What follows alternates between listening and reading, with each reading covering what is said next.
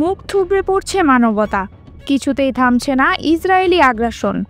একদিকে ফিলিস্তিনিদের মুক্তির দাবি, অন্যদিকে মুসলিম বিশ্বসহ নীরব শক্তিশালী দেশগুলো।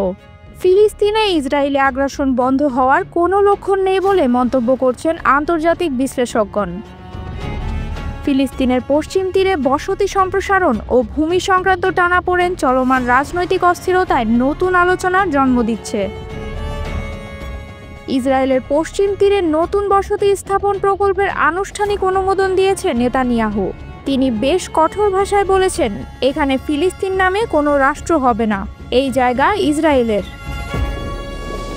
ইসরায়েলের অধিকৃত পশ্চিম তীরে যে বসতি স্থাপন প্রকল্পের অনুমোদন দেওয়া হয়েছে তা ইস্ট 1 বা E1 নামে পরিচিত, যা 12 বর্গ কিলোমিটার এলাকায় গড়ে উঠবে এবং সেখানে 3400টি নতুন বাড়ি নির্মাণের বিষয়ে আলোচনা চলছে। বিশ্লেষকদের মতে, এই প্রকল্প বাস্তবায়িত হলে পশ্চিম তীরের একটি বড় অংশ দখলকৃত পূর্ব জেরুজালেম থেকে বিচ্ছিন্ন হয়ে যাবে এবং ওই অঞ্চলের বেশ কিছু ইসরায়েলি বসতি একে অপরের সঙ্গে যুক্ত হবে। এতে ফিলিস্তিনি রাষ্ট্র গঠনের আশানুরূপ সম্ভাবনা এক প্রকার বন্ধ হয়ে যাওয়ার শঙ্কা স্পষ্ট হচ্ছে। ফিলিস্তিনিরা পূর্ব জেরুজালেমকে তাদের ভবিষ্যৎ রাষ্ট্রের রাজধানী হিসেবে দাবি করে আসছেন।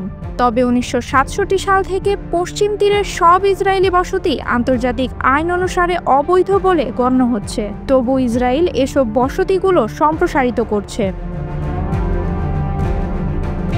আল জাজিরার প্রতিবেদক হাম্মাদ সালহুদ জানিয়েছেন, এই সিদ্ধান্ত পশ্চিম তীর ও পূর্ব জেরুজালেমের ভৌগোলিক সংযোগকে ধ্বংস করবে, ফলে স্বাধীন ফিলিস্তিনি রাষ্ট্র গঠনের সম্ভাবনা আরও ক্ষীণ হচ্ছে। অন্যদিকে ফিলিস্তিনি প্রেসিডেন্টের মুখপাত্র নাবিল আবু রুদেইনা বলেন, পূর্ব জেরুজালেমকে রাজধানী করে ফিলিস্তিনি রাষ্ট্র গঠনই হবে এই অঞ্চলের শান্তির চাবিকাঠি।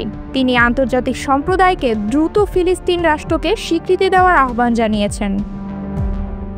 দৃশ্যতই নেতানিয়াহু দীর্ঘদিন ধরেই দখলকৃত ভূখণ্ডে বসতি সম্প্রসারণের পক্ষে এবং ফিলিস্তিনি ইসরায়েল শান্তি প্রক্রিয়ার বিরোধী। 1990-এর দশকে স্বাক্ষরিত অসলো চুক্তির বিরোধিতা করে তিনি 2001 সালে প্রকাশিত এক ভিডিওতে জানিয়েছিলেন, তিনি এই চুক্তির কার্যত ইতি টেনেছেন। 1997 সালে প্রধানমন্ত্রী হিসেবে তার প্রথম মেয়াদে পূর্ব জেরুজালেমে হারহোমা নামের বসতিও গড়ে তুলেছেন তিনি।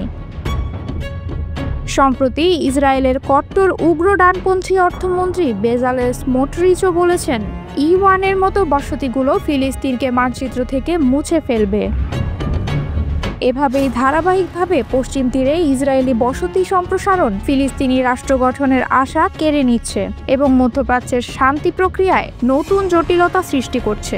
বিষয়টি ভবিষ্যতে কিভাবে এগোবে তা কেবল সময়ের অপেক্ষা মাত্র।